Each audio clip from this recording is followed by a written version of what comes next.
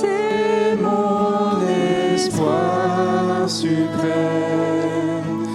Penser, agir, aimer, toujours plus comme toi, te ressembler, Jésus, c'est mon espoir suprême. Par ton esprit en moi, semblable à toi. Puisque nous avons une telle espérance, nous faisons preuve d'une grande assurance. Nous ne faisons pas comme Moïse qui mettait un voile sur son visage pour que les Israélites ne fixent pas les regards sur la fin d'une réalité passagère. Mais leur intelligence s'est obscurcie. Jusqu'à aujourd'hui, en effet, le même voile reste lorsqu'ils font la lecture de l'Ancien Testament, et il ne se lève pas parce que c'est en Christ qu'il disparaît. Jusqu'à aujourd'hui, quand les écrits de Moïse sont lus, un voile recouvre leur cœur. Mais lorsque quelqu'un se convertit au Seigneur, le voile est enlevé. Or, le Seigneur, c'est l'Esprit. Et là où est l'Esprit du Seigneur, là est la liberté. Nous tous, qui sans voile sur le visage, contemplons, comme dans un miroir, la gloire du Seigneur, nous sommes transformés à son image, de gloire en gloire, par l'Esprit du Seigneur. Amen. La question qui nous tracasse un peu quand on est à l'affût des mauvaises nouvelles du monde, et surtout lorsqu'on guette par la lorgnette de portes ouvertes comme aujourd'hui, c'est comment font-ils ? Comment est-ce possible, au-delà des questions sur le mal, son origine, pourquoi Dieu n'intervient-il pas comme il faudrait ? Au-delà de toutes ces grandes questions existentielles, en tant que chrétien, en tant que pasteur moi-même, je me pose la question, quelle est la source de cette capacité à tenir ferme dans la foi lorsque l'épreuve fait rage ? Ici, c'est la persécution, c'est la faim, c'est les déplacements forcés. Pour nous, c'est peut-être tout à fait autre chose. C'est une rupture de relation, c'est la perte d'un emploi, c'est une maladie qui nous cloue au lit, c'est une maladie incurable peut-être qui nous emportera.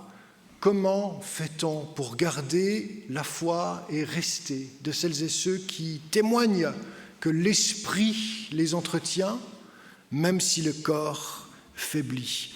Mais je crois que nous avons une réponse parmi d'autres, mais une belle réponse de l'apôtre Paul lorsqu'il écrit aux Corinthiens que le chemin qui mène de gloire en gloire vers le Christ, c'est un chemin lumineux, un chemin radieux, dans les obstacles, les embûches ou les bouchons autoroutiers de nos cœurs, le Christ est présent. Et le pasteur Soré l'a dit, nous sommes déplacés, mais le Christ ne l'est pas. Le Christ reste au-dedans, il est avec nous. Alors dans une culture occidentale, mais on pourrait dire presque globale, puisque Internet parcourt la planète, et qu'à l'heure de l'intelligence artificielle, nous sommes de plus en plus nombreux à river nos écrans pour tout et pour rien. L'écran, c'est notre meilleur ami, n'est-ce pas ? Le téléphone dans la poche, cet ordinateur miniature qui nous met en relation avec tout le monde, ou tout ce qui peut exister sur la planète est juste un outil extraordinaire. Quant à notre foi, elle est peu ou pas nourrie par l'écran. L'écran est souvent source de distraction. Je ne sais pas si vous lisez la Bible sur votre téléphone ou si vous êtes à l'affût de la dernière prédication d'un pasteur intéressant. Quand bien même n'allez pas boire à toutes les fontaines, restez fidèles à votre église. Vous êtes bien nourris ici à l'église adventiste de Genève. Mais enfin, on est rivé sur l'écran et c'est souvent pas pour des raisons spirituelles. C'est pour connaître ce qui se passe au Moyen-Orient. Pas à chaque jour du jour, à chaque heure du jour, mais régulièrement ou pour d'autres raisons. Comment est-ce que notre foi grandit ou peut grandir dans une société devenue extraordinairement visuelle ou attirée par l'écran ? Je crois que ce texte nous en donne un petit aperçu, nous donne un élément de réponse. Nous tous qui sans voile sur le visage, convertis au Christ, nous qui sommes nés de nouveau pour faire lien au texte de la méditation de l'école du sabbat tout à l'heure, nous avons lu Jean 3 et la rencontre de Jésus avec Nicodème. Nous tous qui avons reconnu dans le Christ le Messie, notre Sauveur, notre Dieu, alors le voile a été ôté, nous pouvons voir sans intermédiaire. Nous pouvons voir comme voir, je dis voir, non pas de nos yeux naturels, mais de nos yeux spirituels. Nous pouvons participer à la communion du ciel, nous pouvons guetter ce qui s'y vit, ce qui s'y passe, parce que nous sommes mis en relation avec le Dieu vivant, Père, Fils et Saint-Esprit. Alors ce regard vers le ciel nous transforme et nous conduit de gloire en gloire. Nous sommes transformés en son image, l'image du Christ. Nous lui ressemblons, comme nous l'avons chanté tout à l'heure, de plus en plus. Te ressembler, Jésus. Comment ressembler à Jésus? Penser, agir et aimer comme lui. Sinon, que d'imiter ce que vous voyez ici à l'écran, en redressant un peu l'objectif pour le faire, comment dire, guetter un peu plus haut que l'horizontalité de nos vies humaines. Il faut redresser l'objectif pour guetter, pour voir avec les yeux de l'Esprit notre Créateur, notre Seigneur, et nous émerveiller de sa beauté, de sa bonté et de son amour. Il nous faut cette relation qui vivifie. Et il nous faut donc redresser l'objectif. Arrêtons de guetter les smartphones ou les téléphones ou les écrans à toute heure du jour ou de la nuit. Laissons libre cours plutôt à un regard tourné vers le ciel. Et quand on regarde la voûte céleste, pas comme aujourd'hui, avec le brouillard tout à l'heure sur l'autoroute, on voyait un gros porteur comme ça. À Genève, vous avez quelques beaux avions qui atterrissent, n'est-ce pas? On voyait cet avion atterrir dans le brouillard, rien de très magnificent. Mais lorsque le ciel est dégagé et qu'on contemple la beauté de l'univers, là, quand on redresse les yeux, qu'on voit les étoiles, on imagine la grandeur de celui qui tient notre terre dans sa main et celui qui est le maître incontesté de cet univers qu'il a lui-même créé. Alors, dressons les regards, levons dans la prière nos yeux vers le Seigneur et osons contempler sa beauté. Est-ce que vous pliez le genou comme le pasteur l'a fait tout à l'heure en début de culte, ou comme la famille qui a extrêmement bien chanté, bravo, c'était magnifique, qu'il a fait aussi tout à l'heure au moment de la bénédiction de Noam? Est-ce que nous plions le genou pour redresser dans l'esprit le regard vers celui qui subjugue de sa beauté, de sa bonté, de sa tendresse, nos âmes assoiffées de sa tendresse, de sa bonté, de sa délicatesse? C'est cela qui nous tient et c'est cela qui fait vivre notre foi. C'est le miracle de la prière dans le secret de nos existences. Prenons le temps. Vous savez, la prière, ce n'est pas un nouveau moyen de mériter un bout de la gloire de Dieu ou d'être transformé par une piété personnelle. Il faut que je prie. Non, la prière, c'est un peu à l'image de ce tableau ici qui se dresse devant vous. Le lac qui reflète la beauté du ciel n'a rien fait pour. Vous voyez, cette eau est calme. Elle ne cherche pas à sortir du lit de ses berges ou de ses rives. Il n'y a pas un tumulte, une excitation pour porter la vague de gauche et de droite et toucher un bout du ciel comme pour le refléter. Non, l'eau est stable et ne fait que recevoir la beauté qui vient d'en haut. Et si la prière était faire le miroir, et si s'exposer à Dieu dans la louange, dans l'attente de sa présence était reposante, et si la transformation du cœur était plus un regard tendre, apaisé vers le ciel qui nous transforme lorsque nous sommes en la présence du Seigneur. Moi, j'aime beaucoup cette manière de prier, plus paisible, vraie, honnête. On est en quête de la présence de Dieu, mais on s'expose à sa tendresse et on reçoit dans le cœur, parce que nous guettons, parce que nous voyons par l'Esprit la splendeur de Dieu. Nous recevons des couleurs qui n'ont pas de mots et qui nous font vivre. Vous voyez, les 6 premiers mois de l'année ont été gris en Suisse. On a attendu le 15 juillet pour avoir de l'été. Et à la mi-septembre, paf, l'automne est de retour et à nouveau, il fait gris. Je ne sais pas si vous êtes de ceux dont la lumière fait a un effet quelconque.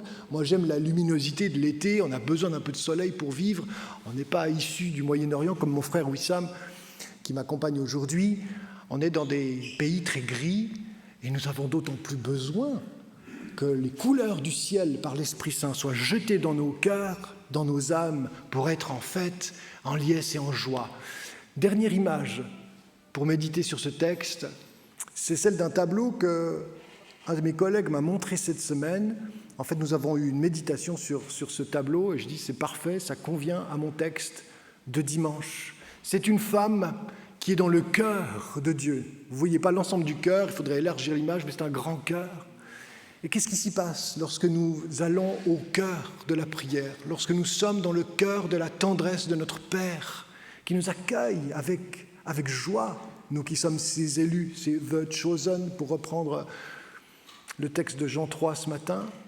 C'est toute la peine de Nicodème. Qui était là ce matin à l'école du sabbat? Quelques-uns. Vous avez manqué quelque chose.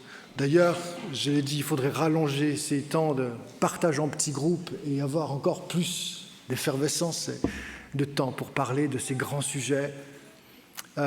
Nicodème vient à Jésus, mais il n'entre pas au cœur du cœur de la présence aimante de celui à qui il s'adresse, parce qu'il n'a pas compris qu'il n'y a rien à faire, sinon à recevoir et croire. Il n'a pas compris que c'est d'eau et d'esprit que l'on est à ce royaume, que l'on entre dans ce royaume. Il aimerait une réponse logique, théologique, qui va dans le cadre de sa pensée. Ici, en Occident, on est rationnel, logique, scientifique. On est propre à croire que ce que l'on comprend, on peut bien le croire. Mais le royaume de Dieu s'offre aux enfants, à celles et ceux qui acceptent par la foi de s'y ouvrir. L'Esprit Saint est un vent qu'on ne peut pas maîtriser. Il souffle, d'où il vient et où il va, on ne sait. Et pourtant, celles et ceux qui sont nés du royaume de Dieu participent à être remplis de ce vent, transformés au cœur de la présence de Dieu lorsqu'ils tournent les regards vers en haut et trouvent les réponses de leurs besoins les plus profonds, des besoins spirituels, dans le secret de la prière. Alors laissons-nous entraîner, j'espère, dans cette journée, dans la semaine qui s'ouvre, par le désir criant de notre âme. Je termine par dire que lorsqu'on a faim, notre estomac gargouille, on sent la faim, n'est-ce pas? On se réjouit de passer à table. C'est un bienfait. Lorsqu'on mange trop, on n'a plus ce sentiment, c'est horrible. On mange, on ne sait même plus pourquoi. Mais quand on a faim, la table devient appétissante et réjouissante et on sait où aller. On ouvre le frigo, un petit encas de passage, on se sert un petit apéro si c'est 11h le week-end et puis que, bon gré mal gré, il faut attendre encore un peu pour manger. Enfin, il y a toutes sortes de moyens pour répondre à cette faim physique. Et la faim spirituelle, où va-t-on la nourrir? Auprès de quoi? Auprès de qui? Il y a toutes sortes de réponses dans nos sociétés aussi, mais qui sont illusoires et de courte durée. Le bonheur est éphémère, mais la joie que procure l'esprit est durable, elle est éternelle. Alors guettons le Seigneur, cherchons notre Dieu et nourrissons des cœurs qui sont transformés à l'image de qui est notre Dieu, dans sa bonté, dans sa tendresse, dans sa solidarité aussi à l'égard des pauvres et des persécutés, en apprenant à lui ressembler dans la prière, ensemble comme individuellement. J'aimerais terminer par la prière en particulier. Seigneur, pardon pour nos moments de quête effrénée où il semble qu'il faille répondre à un devoir religieux, où il faille faire beaucoup de choses pour te plaire.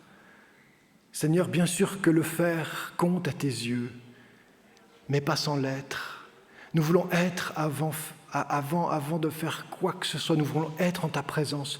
Une seule chose, tu l'as dit à Marthe et Marie, une seule chose est essentielle, c'est rester auprès de toi, être à l'écoute de ta parole, recevoir comme c'est au calme, plein de quiétude, les couleurs de ton ciel.